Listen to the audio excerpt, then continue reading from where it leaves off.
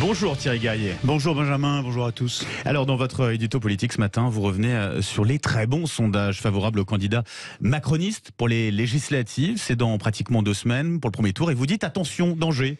Attention, danger pour la Macronie en effet, Benjamin, et ce pour plusieurs raisons. Premier risque pour elle, c'est tout simplement une démobilisation d'une partie de son électorat qui pourrait se sentir un peu moins concerné par ces législatives que par l'élection présidentielle.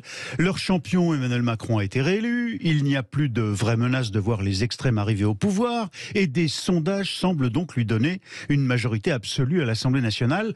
Entre 295 et 345 sièges selon une enquête Harris interactive, quand il en faut au moins 289. Tous ces éléments peuvent donc provoquer l'abstention aussi chez les électeurs macronistes. Mais Thierry, vous voyez d'autres nuages s'accumuler sur la Macronie. Alors, toujours à propos de ces sondages favorables à la majorité présidentielle, j'ai peur pour elle en effet que ce soit des arbres qui cachent une forêt, qu'ils masquent une situation plus contrastée dans l'opinion. D'autres études donnent en effet des signaux moins bons pour l'exécutif, beaucoup plus critiques à l'égard du nouveau gouvernement, avec une majorité de sceptiques. C'est par exemple l'enquête Odoxa que publie le Figaro ce matin, qui nous dit que 62% des Français considèrent que nos nouveaux ministres ne sont pas assez solides et compétents, je cite le Figaro, pour répondre aux enjeux économiques et sociaux auxquels la France doit faire face.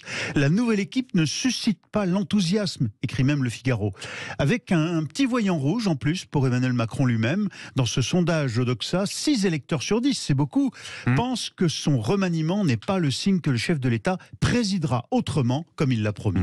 Reste à savoir si ces considérations, Thierry, ce scepticisme auront un effet sur les élections législatives. Eh bien, c'est pas sûr. Car si ces chiffres de Doxa montrent que 56% de l'opinion refuse de donner une majorité à l'Assemblée au président, 56%, une large majorité, ces mêmes 56% ne sont pas un bloc uni, évidemment. Les opposants à Emmanuel Macron se divisent, explosent même façon puzzle, si vous permettez l'expression, au moment de choisir un candidat. Du coup, ces divisions renforcent arithmétiquement les chances de victoire des candidats macronistes, eux dont les intentions de vote sont quand même les plus nombreuses comparées aux autres blocs. Bon, mais alors, si la Macronie a quand même toutes les chances de l'emporter aux législatives, vous voyez le danger pour elle? Eh bien, le vrai risque pour elle, comme pour la France, ce serait que les résultats des législatives ne reflètent pas à la bonne mesure la réalité de l'opinion très divisée du pays. Une majorité trop écrasante pour Emmanuel Macron à l'Assemblée le 19 juin peut amener les oppositions à se radicaliser, qu'elles finissent par juger cette victoire imposée par un système électoral usé selon elle,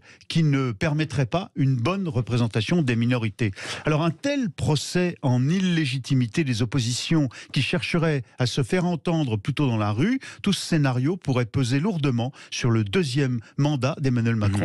Au fond, vous dites, Thierry, voter en jouant pour les candidats de la Macronie, ce n'est pas forcément rendre service au président. C'est ça, c'est ce qu'on appelle le goût du paradoxe. Ah bah voilà, merci beaucoup Thierry Guerrier.